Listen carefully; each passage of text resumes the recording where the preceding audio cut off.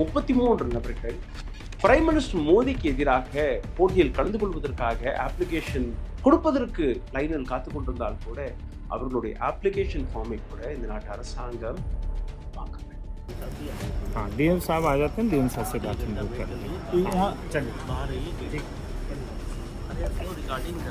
तो सर कुछ तो होना चाहिए ना कि 9 बजे यहाँ पे 10 बजे आए थे, कुछ तो होना चाहिए ना।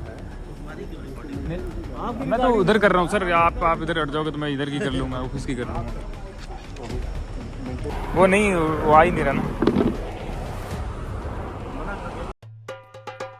Kareem's Biryani Paradise at Liberty and Catering Services கோடம்பாக்கத்தின் அறுசுவை அடையாளம்.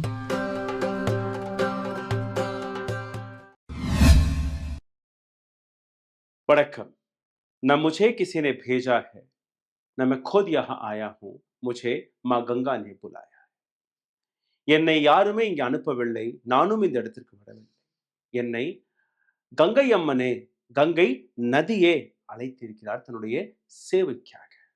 கடந்த 10 ஆண்டுகளாக இதே வாரணாசி தொகுதியிலிருந்து தான் பிரைம் மினிஸ்டர் மோடி எம்பியாக வெற்றி பெற்று வெளிவந்திருக்கிறார். அப்போ அந்த இடத்தில் எவ்வளவு நம்பிக்கை அவர் மீது இருந்திருக்க வேண்டும், எந்த அளவில் டெவலப்மெண்ட்டை அந்த இடத்திற்கு அவர் செய்திருக்க. கங்கை நதியை சுத்தம் செய்து விட்டார்களா என்று நீங்க பார்த்தீர்களா? கோடிக்கணக்கான ரூபாயை செலவழித்தது மட்டும்தானே, அதை தாண்டி அங்கு எதுவுமே நடக்கவில்லை என்கிற விஷயத்தை பல்வேறு நபர்கள் எடுத்து காட்டி வருகிறார்.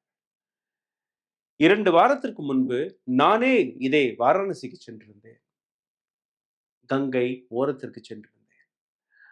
அங்க நான் பார்த்த விஷயங்களை நீங்க பார்த்தீர்களா? குப்பை தொட்டிகள் கூட இந்த இடத்தில் சரியாக வைக்கவில்லை.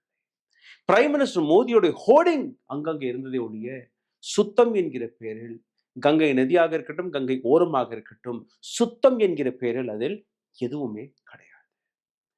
பிரைம் மினிஸ்டர் மோடிக்கு எதிராக கிட்டத்தட்ட ஒரு 40 கேண்டிடேட்ஸ்கள் தன்னுடைய தேர்தல் அப்ளிகேஷனை ஃபில் செய்ய போனார்கள். கடந்த 3 நாட்களாக ஷாம் ரங்கீலா பிரைம் மினிஸ்டர் மோடியோடைய மிமிக்ரி செய்து ஃபேமஸ் ஆன இந்த நபர் பல வீடியோக்களை நீங்க பார்த்திருப்பீர்கள். மிகவும் பாப்புலரான ஒரு காமெடியன் இவர். இவரும் நான் தோர்த்து போவேன் என்று எனக்கு தெரியும், ஆனால் நான் பிரைம் மினிஸ்டர் மோடிக்கு எதிராக களமிறங்க போறேன் என்கிற அந்த விஷயத்தை பல்வேறு மேடை பேச்சுகளில் பல்வேறு வீடியோ வழியாக இவர் பேசி வந்திருந்தார். பல நபர்கள் இவருக்கு ஆதரவு கொடுத்து வந்தார்கள்.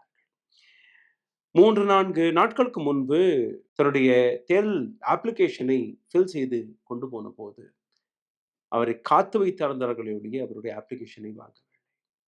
இவரே போன்ற பல ஆட்கள், பல நபர்கள் மோடிக்கு எதிராக அப்ளிகேஷன் ஃபார்மை கொடுக்க போனார்கள், வாங்க. முதல் நாள் காலையில 6 மணிக்கு சென்ற அந்த நபர்கள் மாலை 3:30 மணி அளவில் அங்க இருந்திருக்கிறார்கள். இதற்கு மேல் ஃபார்ம் ஃபில் செய்ய முடியாது, நாளைக்கு வாருங்கள் என்று கூறியிருக்கிறார்கள். சரி, அடுத்த நாள் காலையில் இன்னும் அதிகாலையில் அங்க சென்று லைனில் வரிசையில் நின்று ஃபார்ம் எல்லாம் ரீசெக் செய்து 10 முறை எந்த விதமான பிழையும் இருக்கக்கூடாது என்று காத்துக் கொண்டிருக்கிறார்கள். கிடையாது. நேற்று முன்தினம் மீண்டும் ஒருவரை இவர் பல வீடியோக்களை போட்டதற்கு பின்பு, பல சோசியல் மீடியா வெளிந்த வீடியோக்கள் வைரலானதற்கு பின்பு பல நபர்கள் தேர்தல் ஆணையத்திற்கு அப்ளிகேஷனை, லெட்டர்ஸ்களை, கம்ப்ளைண்ட்ஸ்களை எழுதியதற்கு பின்பு இவர்களுடைய ஃபார்ம்ஸ்களை வாங்கியிருக்கிறார்கள். 2:58 தான் நேற்று ஷாம் ரங்கீலாவுடைய இந்த அப்ளிகேஷனை வாங்கியிருக்கிறது தேர்தல் ஆணையம். 2 நிமிஷம் கழித்து தேர்தல் ஆணையம் கொடுத்த பதில், உங்களுடைய அப்ளிகேஷன் ஃபார்மில் பிழை இருக்கிறது, இது கடைசி நாள், இதற்கு மேல் நீங்க ஃபார்ம் ஃபில் செய்ய முடியாது. 3 நாட்களாக ஷாம் ரங்கீலா போன்ற 33 நபர்கள் பிரைம் மினிஸ்டர் மோடிக்கு எதிராக போட்டியில் கலந்து கொள்வதற்காக அப்ளிகேஷன் கொடுப்பதற்கு லைனில் காத்துக் கொண்டிருந்தால் கூட அவர்களுடைய அப்ளிகேஷன் ஃபார்மை கூட இந்த நாட்டு அரசாங்கம் வாங்க. வெறும் 7 பேர் தான் பிரைம் மினிஸ்டர் மோடிக்கு எதிராக இப்ப களமிறங்க போறார்கள்.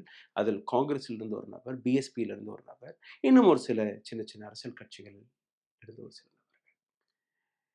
ஷாம் ரங்கீலா போன்ற நபர்கள் போட்டியில் கலந்து கொண்டால் பிரைம் மினிஸ்டர் மோடியை தோற்கடிக்க முடியவில்லை என்றால் கூட அங்க இருக்கக்கூடிய பல்வேறு விஷயங்களை தன்னுடைய காமெடி பாணிகள் மக்களிடம் கொண்டு போய் சேர்த்து விடுவார்கள் என்கிற அந்த அச்சமா, அல்ல இது போன்ற நபர்களை போட்டியில் கலந்து கொள்ளவே விடக்கூடாது என்கிற அடுத்த அச்சமா என்று நீங்க பார்க்க வேண்டும். அங்க இருக்கக்கூடிய டிஎம் அவரிடமும் இந்த விஷயம் போயிருக்கிறது. யஹா கஹஸே பहुंच गए क्या यहाँ पिकनिक ஸ்பாட் है? இந்த நபர்களை பார்த்து டிஸ்ட்ரிக்ட் மேஜிஸ்ட்ரேட் கொடுத்த பதில், இங்க என்ன பிக்னிக் நடக்கிறதா, டிராமா கம்பெனியா இங்க நடக்கிறது, இங்க வந்துட்டீங்க நீங்க, இவங்களெல்லாம் விரட்டி அடித்து விடுங்கள் என்று கூறியிருக்கிறார். இதை தொடர்ந்து ஷாம் ரங்கீலா தன்னுடைய எக்ஸ் பக்கத்தில் இந்த ஒட்டுமொத்த விஷயத்தை பற்றி பேசியிருக்கிறார். அதற்கான ஒரு வீடியோவை நீங்க தொடர்ந்து இந்த வீடியோவில் பார்த்திருந்தீர்கள். கடைசியாக ஹிந்தியில் இருக்கிறது, எத்தனை பேருக்கு புரிகிறது என்று எனக்கு புரியவில்லை. ஆனால் கூட இந்த விஷயத்தை நீங்க நிச்சயமாக பார்க்க வேண்டும். இந்த நாட்டில் டெமோக்ரஸி இருக்கிறதா இல்லையா என்கிற இந்த விஷயத்தை நீங்க பார்க்கும்போது நிச்சயமாக டெமோக்ரஸி முறிக்கப்பட்டு விட்டது. ஒரு தனி நபரால் தேர்தலில் கலந்து கொள்வதற்கான ஒரு அப்ளிகேஷனை ஃபார்மை கூட கொடுக்க முடியவில்லை என்றால் எந்த விதமான டிரான்ஸ்பரண்டான எலெக்ஷனை நாம் பார்த்து கொண்டிருக்கிறோம், எந்த விதமான டெமோக்ரஸியை நாம் பார்த்து கொண்டிருக்கிறோம். இந்த வீடியோவை தயவு செய்து பகிருங்கள். இந்த நாட்டு டெமோக்ரஸியை காப்பாற்றுவதற்காக, இந்த நாட்டு அரசாங்கத்தை தட்டி கேட்பதற்காக, இந்த நாட்டில் இருக்கக்கூடிய தேர்தல் ஆணையத்தை தட்டி கேட்பதற்காக உங்களுடைய கேள்விகள் இந்த வீடியோவை ஷேர் செய்யும்படி, கீழே கமெண்ட் எழுதும்படி, அல்ல இந்த வீடியோவை உங்களுடைய நண்பர்களுக்கு பகிரும்படி உங்களால் காட்ட முடியும். நன்றி, வணக்கம். ஊடகம் கார்ப்பரேட் அரசியல்வாதிகளின் கைப்பாவையாக, அடிமைகளாக இருந்தது போதும். இனி சாட்டை எடுத்து சுழற்றும் நேரம் வந்துவிட்டது. ஊடகம் பொதுமக்களாகிய உங்களுக்காக, உங்களாலேயே இயக்கப்பட வேண்டும். ஊடக சுதந்திரத்திற்காக உங்களின் பங்களிப்பை இன்றே அளித்திடுங்கள்.